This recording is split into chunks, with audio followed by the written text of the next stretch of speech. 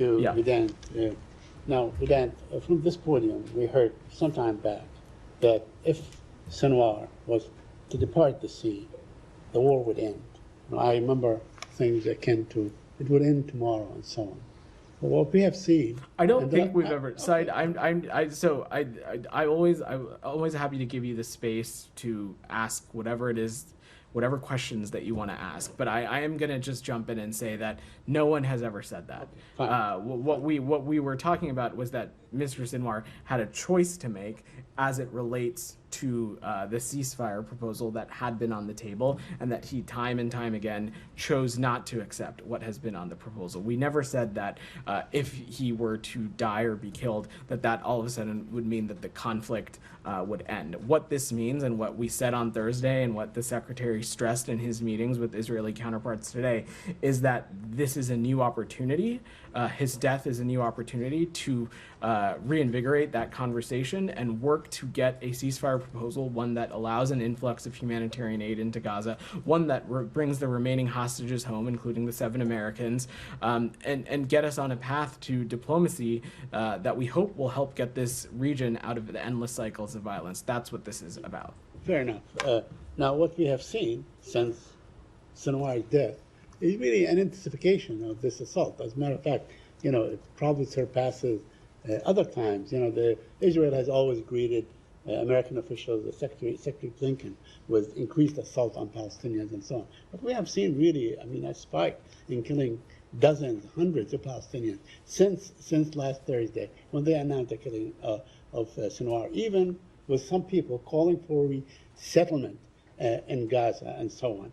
So my question to you, is Israel implementing the so-called general's plan that aims to depopulate Gaza and resettle it by Israeli settlers? What I can say, Saeed, is that first, the rhetoric that you're referring to about resettling Gaza, or however it was phrased, we certainly, that's the kind of rhetoric that we unequivocally reject. We have been clear numerous times that what we are working towards and what we want to see is Palestinian-led governance in Gaza, and a Gaza that is unified with the West Bank under what we hope is a revitalized Palestinian Authority.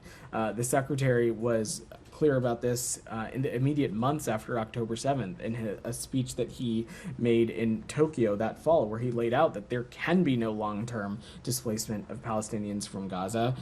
We don't want to see any territorial reduction in Gaza, and we certainly don't want to see any reoccupation of Gaza after this crisis ends. What we want to work on and what we want to see are affirmative elements that will get us to a sustained peace, and that, in our view, needs to include the Palestinians' people's voices, their aspirations, and that needs to be at the center of post-crisis governance in Gaza. The United States would not and will not support anything less than that. Okay. I also appreciate every time you call on me. I never. Thank you. I wanted to ask you about Palestinians have been accusing the Israeli military of using detainees as human shields in Gaza. I wonder if you're aware of these reports, and if you are doing anything about it, about investigating this issue. So we've spoken to this a little bit before, Said. These reports are incredibly disturbing, and if they are true, they are completely unacceptable. We're still gathering information, but as we have said before, civilians need to be protected, and Israel has a responsibility to investigate credible allegations of violations whenever they arise. And how will you determine if it's true or not? We will continue to engage with our partners in Israel on this side. Of course, as we've talked about before, the United States does not have boots on the ground in Gaza. We will continue to assess these through the limited means that we have, but the ultimate thing here is that we want to see Israel appropriately investigate credible allegations or violations whenever they arise. We have, of course, seen them do that in certain incidents, and we want to make sure that that is consistently applied to anywhere that these issues arise. Could we have an update on the delivery of aid from whatever you know? Sure, I'm happy to. I'm happy to offer some updated information on that. Look, I think first, let me just say, and Jenny asked this a little bit, that this is something that the Secretary stressed and reiterated with the Prime Minister earlier today, that we want to continue to see progress made. We are continuing to press Israel that there is a responsibility to maximize and streamline the existing crossings and open more crossings for more increased levels of aid into Gaza. 114 trucks crossed yesterday. That included trucks from Kerem Shalom and the Erez West crossing.